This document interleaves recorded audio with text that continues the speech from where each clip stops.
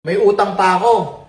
May utang pa ako, pre. Marami akong utang. Kay Foreign Germs. May utang ako kay Foreign Germs. Totoo. Kay Norbin. Kay Norbin. May utang ako doon, pre. Kay, eto para alam nyo ayan, ilabas nyo na lahat. Oh.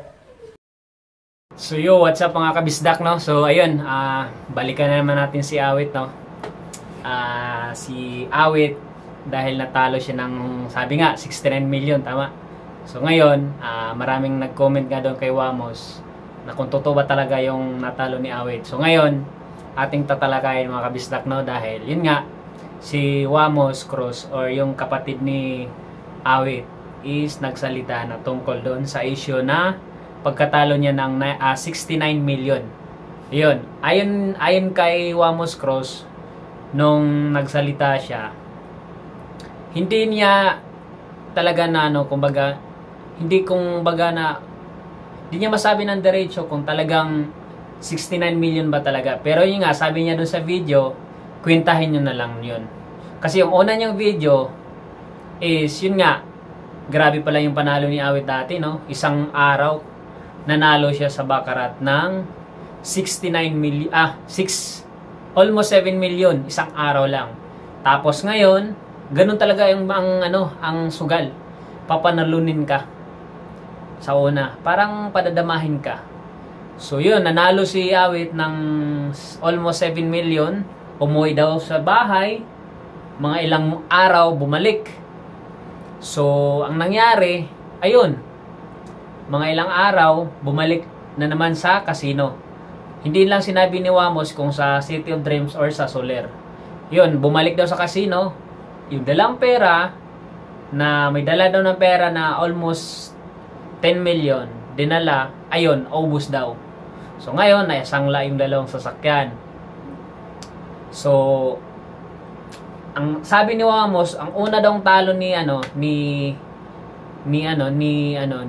Awit is 40 million. Okay? So, kayo na lang daw ang bahala magkwenta kung umabot ba talaga ng 69 million. Yun ang sabi niya doon sa unang video niya. Pero, yun nga, after noon, nung niya yung yung video na yun, hindi lang pala sa casino ang talo ni Awit.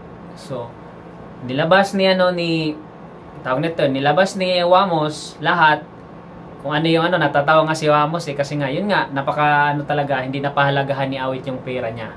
So ngayon sa pangalawang video na ginawa ni Awit ni Wamos, ang nangyari pinagsama-sama na pala yun. Kumbaga yung 69 million, ang sabi doon sa 69 million na nagtrending is pinagsama-sama na pala niya yun, lahat ng natalo niya sa sugal. Pero hindi lang doon sa baccarat or hindi lang doon sa casino. Yung biro mo pala si Awit, grabe pag pumusta sa baccarat, yung dalawa, banker tsaka player, dalawa lang yun eh. Tumaya isang tayan, 1 million, grabe, no? Tapos pinagulong. Kaya pala yung nanalo siya ng isang araw na almost 7 million. Pero wala din, nabawi. Hanggang nung natalo siya, naggigil, gustong mabawi yung talo. So yun, sa pangalawang video ni Wamos, ang sabi ni Wamos is hindi lang pala dun sa online, hindi lang sa casino ang talo niya. So kayo na lang daw po ang bahalang magkwenta kung talagang umabot ng 69 million. Kasi nga, lahat-lahat kwinta pala ni Awit Gamer na 69 million. Pero hindi lang doon sa casino. So malaki rin ang talo doon. Malaki daw ang talo ni Awit sa billiard. Yung kalaban niya si GB Sukal. Tapos meron daw siyang mga kasi mahilig pala din sa sugal talaga si Awit sa bilyar. Meron daw siyang player na siya mismong nagpupusta. So million daw pala talagang pustahan nun. So natatalo. Ayun, tapos yung isa pa is yung basketball. Siguro napanood niyo sa vlog ni Awit na naglalaro siya basketball. Million din pala ang pustahan noon mga kabistak. So yun din ang talo pala noon, sobrang laki.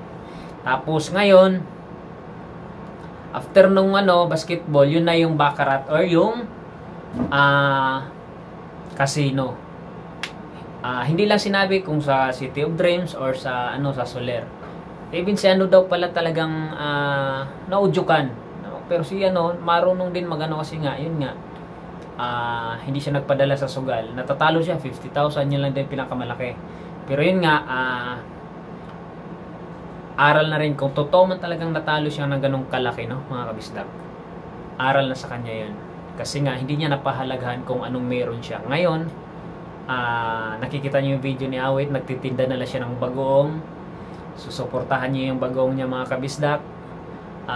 Ako kung lang, gusto kong bumili rin ng bagoong 140 lang naman yun So yun, naway malaki ng lesson learned na yun sa buhay niya.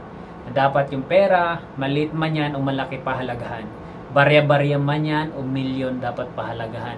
Huwag haluan ng sugal dahil napaka talaga ng sugal. Maraming buhay nasisira kahit gaano ka pa kayaman, kahit gaano pa karami ang pera mo, ubusin yan sa sugal. Kung magpakalulong ka, pwede ka magsugal kung sobrang yaman mo namin at tira sa imang pera mo. For lang, yung tanggal stress, yung lang, pa 1,000, 1,000, hindi yung isang tayaan, 1,000,000, grabe yun, hindi na yun ka-addict ka din, tama kabisdak. So yun lang yung nakuha nating update. So maraming salamat. Ako si Bisaya Ko TV. Huwag kalimutan i-share ng aking YouTube channel and like and subscribe, mga kabisdak. Yun lang, daghang salamat sa inyong tanan.